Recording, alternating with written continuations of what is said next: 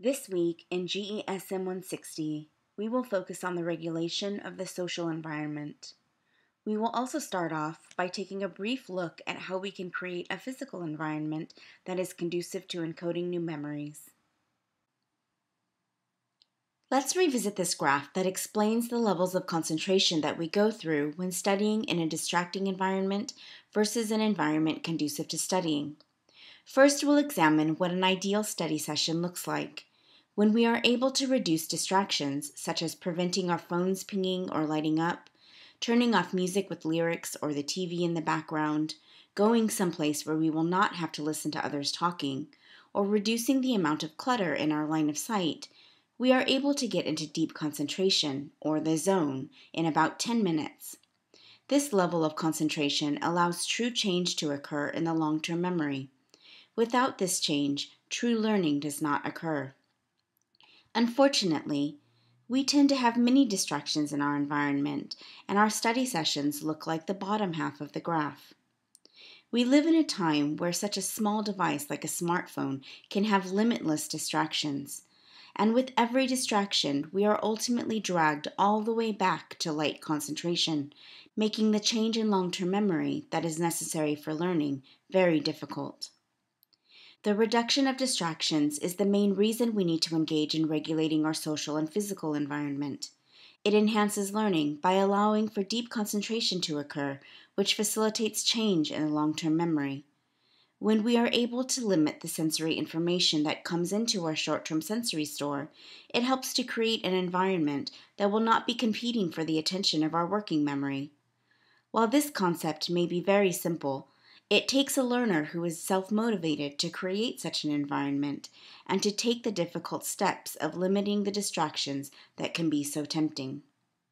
This will become more obvious as we learn the negative outcomes that result from trying to multitask. Let's take a look at those next.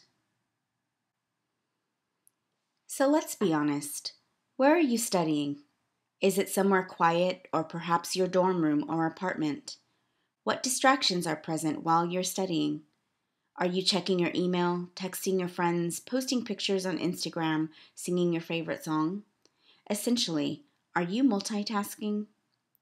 Common wisdom says some people are great multitaskers, but research does not support this myth. First, we do not multitask. What we are doing is actually task switching. While we can do simple things like walking and chewing gum at the same time, we cannot engage in more than one complex task at a time. For example, we cannot sing a song and take notes at the same time. Both of these tasks involve language, which makes them complex tasks. So if we were trying to engage in both simultaneously, our working memories would switch from singing the song to listening to the lecture, which would make it highly unlikely that we'd do either task even moderately well. This would ultimately fatigue our executive control system and cause cognitive overload. Research has also found the following 4 negative outcomes when trying to multitask. First, the assignment takes longer to complete because of the time spent on distracting activities and because upon returning to the assignment, the student has to refamiliarize herself with the material. Second, the mental fatigue caused by repeatedly dropping and picking up a mental thread leads to more mistakes. The cognitive cost of such task switching is especially high when students alternate between tasks that call for different sets of expressive rules, such as the formal, precise language required for an English essay and the casual, friendly tone of an email to a friend. Third, students' subsequent memories of what they're working on will be impaired if their attention is divided. Although we often assume that our memories fail at the moment we can't recall a fact or concept, the failure may actually have occurred earlier, at the time we originally saved or encoded the memory. The moment of encoding is what matters most for retention, and dozens of laboratory studies have demonstrated that when our attention is divided during encoding, we remember that piece of information less well or not at all. Fourth, some research has suggested that when we're distracted, our brains actually process and store information in different, less useful ways. In a 2006 study, participants were asked to engage in a learning activity on a computer while carrying out a second task, counting musical tones that sounded while they worked. Study subjects who did both tasks at once appeared to learn just as well as subjects who did the first task by itself. But upon further probing, the former group proved much less adept at extending and extrapolating their new knowledge to novel contexts, a key capacity that psychologists call transfer. Brain scans taken during the experiment revealed that different regions of the brain were active under the two conditions, indicating that the brain engages in a different form of memory when forced to pay attention to two streams of information at once. Finally, researchers are beginning to demonstrate that media multitasking while learning is negatively associated with student grades. Research has recently found that students who used Facebook during a 15-minute observation period had lower grade point averages than those who didn't go on the site.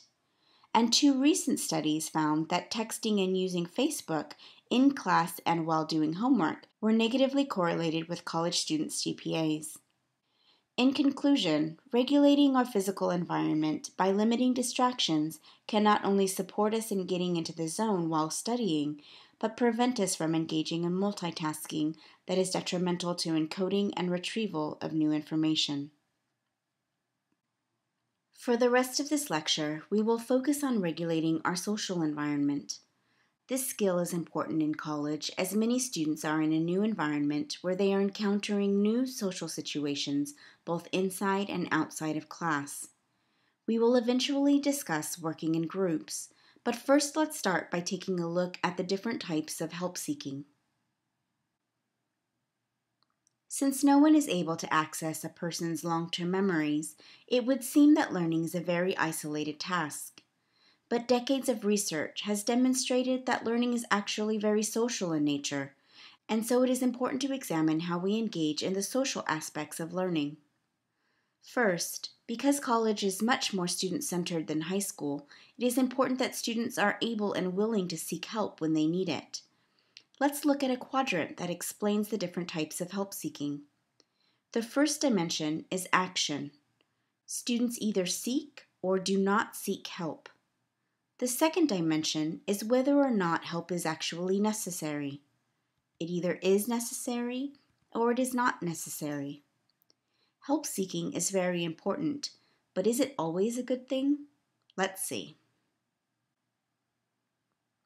Adaptive help seeking occurs when a learner both needs and seeks help. This usually means that the learner has attempted to solve their own problem and has gotten stuck. This may be more difficult than it sounds because in our individualistic society, seeking help is sometimes viewed as something that is not culturally appropriate. With this in mind, it may be beneficial for you to think about help seeking as seeking input, consultation, or even advice. Seeking help when you need it makes you more adaptable and ultimately a better problem solver. Some learners avoid seeking help even though they need it. Why would someone not ask for help when it is necessary? The learner could be disengaged from the course or task, or could be struggling to find the answers by oneself. What types of belief about ability would avoidant students likely have? The belief that ability is fixed and attributing poor performance to a lack of ability rather than a lack of effort. Students with a fixed mindset are much less likely to seek help even when they need it, as they will view it as a sign that they are not smart enough to complete the task. Remember, those with a fixed mindset are focused on proving their ability as opposed to improving their intelligence. While help seeking when it is necessary is very adaptive, some students engage in dependent help seeking, which can actually make others less likely to help. There are times when learners should do something before they seek help. For example, if there is a paper due, the learner should review any notes from the class or the syllabus to gain a basic understanding of what the assignment is about. This will also help the learner figure out what exactly they are confused about so they can ask specific questions to their professor, TA, or classmate. Dependent help seeking is when learners ask for help and expect others to explain every detail to them. When this occurs, it is very obvious to the person or persons who are doing the helping that the learner is a dependent help seeker, and they may be less likely to help that learner in the future. Dependent help seeking is sort of the codependency of help seeking. Seeking help when it is not necessary, or seeking help without trying to work on things by oneself first. Adaptive other actions are steps a learner can take to help him or herself prior to seeking help from others. For example, reading the syllabus to better understand expectations, reviewing task instructions to see what an assignment entails, using Google to find a credible source on the internet that may explain a complicated concept in a more understandable way. While seeking help when we need it is very important in being self-regulated, it is also imperative that we take adaptive actions to try to help ourselves first. Next, we're going to look at the ways in which we communicate, how communication can break down, and how we can improve how we receive and send messages. As self-regulated learners, we need to understand how to effectively communicate with those around us. Before we get into how we can improve our ability to communicate, here are 4 false principles of communication. If you say it, the other person will understand. If you've ever gotten into a heated discussion with someone because of a misunderstanding, you know this first principle is definitely not true. The more communication, the better. Sometimes more is said by less. Any problem can be solved if people communicate with each other. It's important to note that how people communicate is very important. Sometimes direct communication between people can make matters worse. Some people are born communicators, some are not. This is simply not true. There are strategies that can be learned that are sure to increase your effectiveness as a communicator. So how do we communicate? We receive messages and we send messages. When receiving messages, we read and listen, and when sending messages, we speak and write. Looking at these 4 subtypes of communication, which do we take courses in? From the time you were very young, you've had direct instruction on how to read, write, and speak, but it is very rare that we are taught how to listen. This is ironic because of the fact that we are listening for approximately 70% of the time that we are communicating with others. Now, it is important to distinguish between hearing and listening. The difference between the two can cause serious problems in receiving messages. We've talked about this difference when discussing learning from lectures. So what is the difference? Hearing is a passive activity of having a message in our ears. It is non-selective and involuntary. Listening, on the other hand, is an active process. It is voluntary and incorporates interpreting and responding. In other words, when we are listening, we are making meaning out of the messages we are hearing. Where hearing only engages our short-term sensory store, listening involves our working memory. In the next slides, we will discuss listening and the ways in which problems can arise.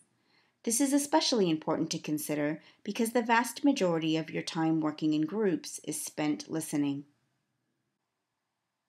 Listening, which can make up 70% of the time that we are communicating, is an important skill to focus on in college.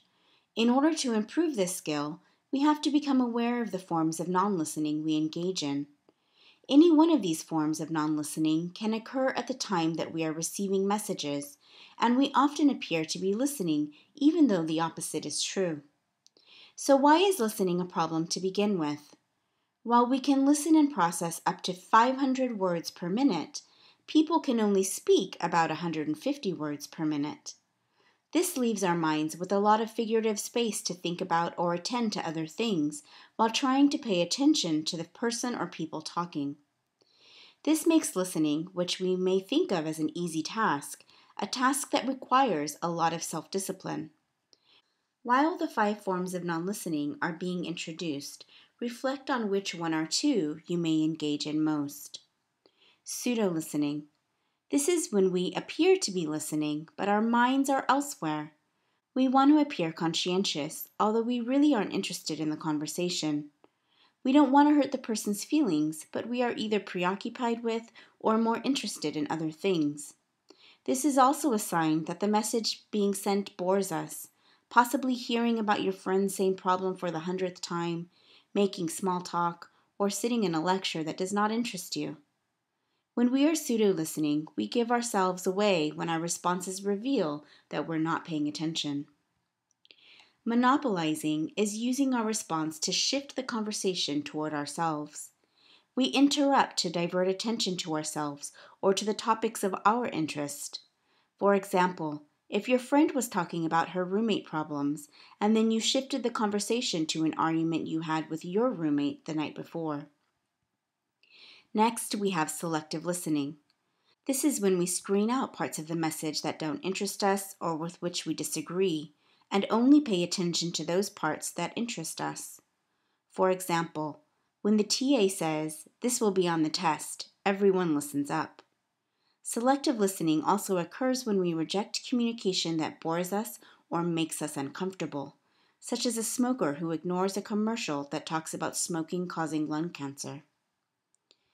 Defensive listening is when we listen defensively. We assume others don't like, trust, or respect us. We are mind reading and assuming the other person's intent, no matter how innocent their communication is. Some people are generally defensive, while others can be defensive specific to topics, vulnerable times, or even certain people. Lastly, ambushing is listening carefully for the purpose of attacking the speaker. It involves very careful listening, but the motivation is not to understand the sender's message, it is to twist their message and use it against them. People who engage in this type of listening arouse defensiveness in others. Can you think of someone who may use this skill in their favor? If you're thinking of a lawyer in a courtroom, you're absolutely correct. Take a moment and reflect on which of these forms of non-listening you engage in the most. While we often deny these to others, it is important to become aware of when we are engaging in them so we can become more effective listeners. Going back to the 4 subtypes of communication, we will now focus on sending messages, particularly speaking. It is important that we deliver messages in a way that people will understand us and not get defensive. So in the next several slides, we are going to talk about how to send messages effectively. More specifically, we are going to look at ineffective you messages and how we can change them into I messages. Social media gives us some great examples of ineffective communication. Here is a you message posted on Twitter to John Krasinski from The Office. Here's another posted by Alicia Keys that is directed at Kim and Kanye West.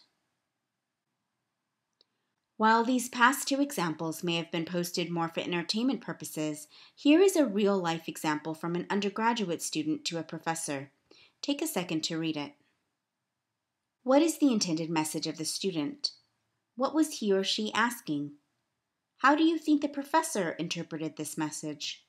How would you interpret this message? What would your response be? Ultimately, the student wanted clarity on their grade in the class, but because of the way the message was delivered, they may not have gotten the answer they were seeking. So how could the student have changed their message to be more effective? This is where iMessages come in. Take a moment to read these 2 messages. Imagine someone was saying these to you. How would you interpret them differently? What would your reactions and responses be to the 2 separate messages? The first one is likely to put you immediately on the defensive. It's a you message. The second message, the I message, focuses on the sender, not the receiver. It does not assign blame, but expresses how the sender feels. The best way to get a point across in a clear, direct, and honest way without evoking defensiveness from others is through using I messages. The essence of the you message is you have a problem, while the essence of an I message is I have a problem. You messages lay blame and convey criticism through a verbal attack, while I messages are assertive statements that focus on the sender's needs and feelings rather than the traits and behaviors of the receiver. This raises the odds that the receiver will hear the sender's needs clearly. iMessages do not assign blame and are a way for the sender to constructively tell the receiver what their specific need is so they can hear it and assist in helping. When we use iMessages, we are engaging in straight thinking. With you messages, we are the victims and only the effect of someone else's actions. But with iMessages, we are essentially articulating the belief that it is not the activating event that causes our behavior, but it is our beliefs that cause our emotional and behavioral reactions. This puts us back in control. So how do we create an iMessage? Here's the strategy. Step 1. State the feelings the behavior produces for you. Step 2. Describe the behavior which is triggering your feelings. And step 3. State the consequence of this behavior. For example, if your roommate continuously leaves their books and papers scattered on your shared table, you might use the following iMessage. I feel frustrated when you leave your books and papers on the table because I cannot find enough room to do my homework. Notice the sentence starts out by stating a feeling, I feel frustrated, and then lets the receiver know what is frustrating the sender, that they're leaving their books and papers on the table.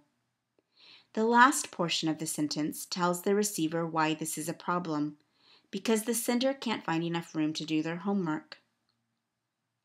Let's look at other tips to use when we're sending iMessages. Like developing any other skill, using iMessages effectively takes practice. Here are some tips to help you along the way. First, use the script when practicing iMessages, but make sure to communicate a feeling and not a judgment. For example, I feel that you are a jerk is a disguised you message. 2. Practice delivering iMessages.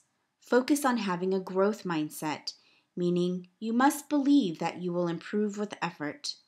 Using iMessages may feel awkward and inauthentic at first, but with practice, you will become much more effective at using iMessages to clearly communicate your needs.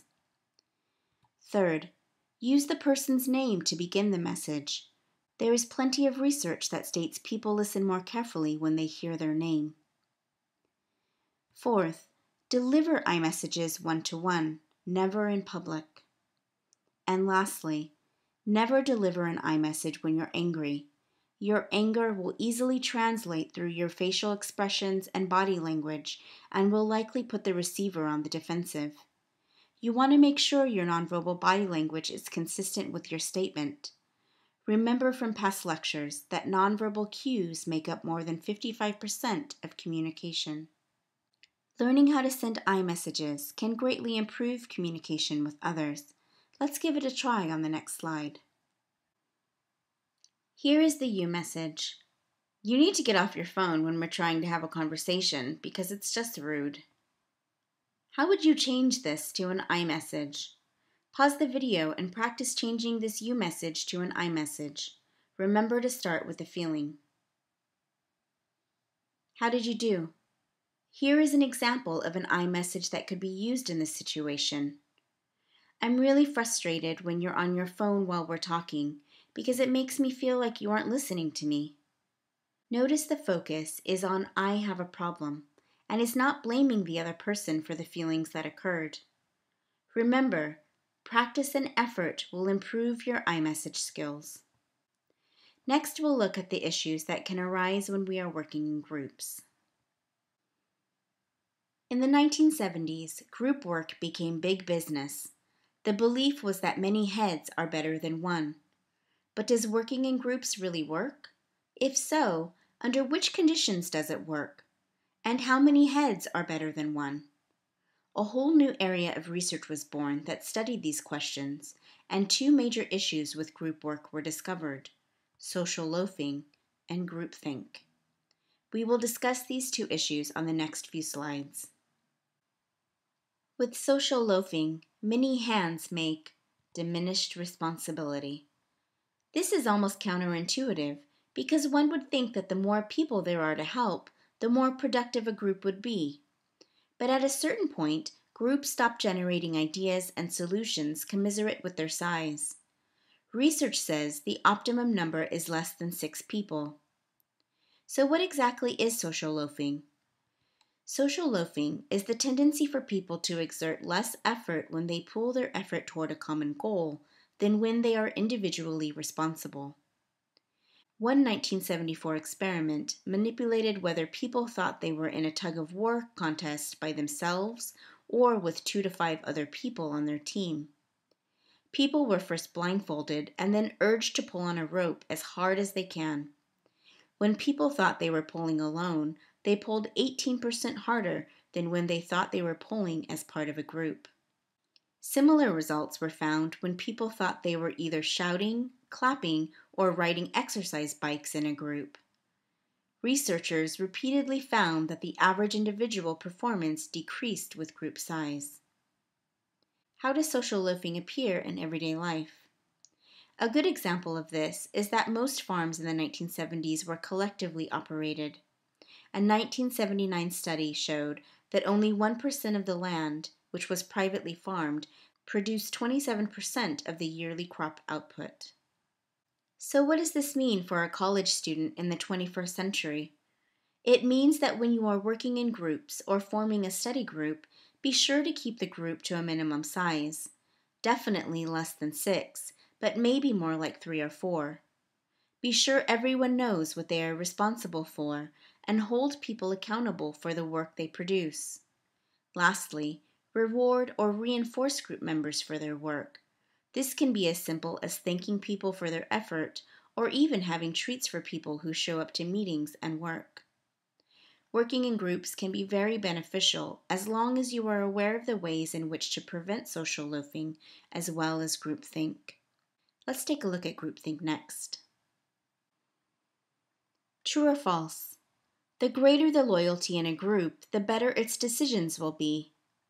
This statement is false. Similarity of members is not necessarily effective and has produced several real-life disasters. When a homogeneous, highly cohesive group is so concerned with maintaining unanimity that they fail to evaluate all their alternatives and options, we call this groupthink. As humans, we are very social beings, and we do not respond well to the possible rejection we will receive if we go against the grain.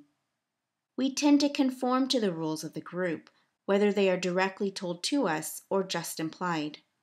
For example, think about how you behave in an elevator. Which way do you face? Do you speak loudly in an elevator, or do you tend to stay quiet even if you are with someone you know? What if there is a stranger in the elevator with you? Where would you stand? Near the other person, or would you give them as much space as possible? These are all social norms that we follow even though no one has directly taught them to us. The same kinds of norms can develop in group settings and can cause people to stay in harmony with the group even if they have concerns. Sometimes even if these concerns can lead to a life or death situation. Have you seen the specific type of Mercedes on the roads, the A-Class? Probably not, and this is because this model is a product of groupthink. Although some of the engineers that designed this car found flaws in its design, the car actually made it to the production line and was built. But when it was test-driven, it was found to roll over at 40 miles an hour. It was a complete failure and was not safe to put on the roads. When the failure was analyzed, it was a perfect example of groupthink, where the naysayers silenced themselves to display loyalty to the group. While this is a recent example of groupthink that cost Mercedes-Benz large amounts of time and money, there have been more other serious examples that have cost lives. The 1986 Challenger explosion that killed 7 astronauts, including one school teacher, is another example of groupthink. It was found that the engineering group that designed the part of the shuttle that was responsible for the explosion had warned NASA that the part would fail in cold weather. Because NASA had already postponed the launch once, there was a private meeting between NASA and the engineering group where NASA basically pressured the engineering group into signing off on the shuttle launch the next day. Ultimately, NASA was able to pressure the members of the engineering group into keeping in harmony with their goal of setting the launch, and it resulted in the death of 7 innocent people. So now that we know groupthink can be a problem, how do we prevent it? Group leaders can prevent groupthink by encouraging members to raise objections and concerns. Give ample wait time for people to voice what their concerns are, and be careful that your body language is matching your request. Letting members state their ideas first. Sometimes people will stop thinking if they feel that someone else, especially a leader, brings an idea to the table.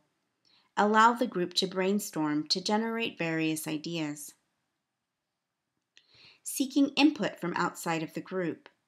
Group norms and rules can develop very quickly, so it is a good idea to have someone from outside of the group, like another classmate, a TA, or professor, review the group's ideas before going to the final stages of a project or assignment.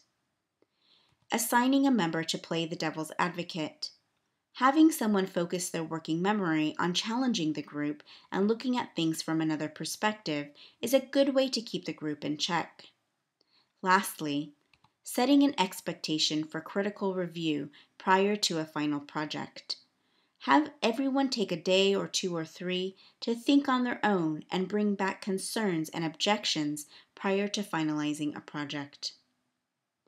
Again, working in groups has many benefits, especially since we as humans learn socially. But we need to be aware of the pitfalls of working in groups so we can work smarter. Finally, as you are learning this week, reflect on these questions. How can you change your study environment to make it more conducive to reaching deep concentration? How can you engage in more adaptive help seeking? What forms of non-listening do you mainly engage in? How can you improve your listening skills? How can you incorporate I messages into conflicts that arise between you and others? How can you avoid social loafing and groupthink when working in groups? Don't forget to take the quiz via Blackboard.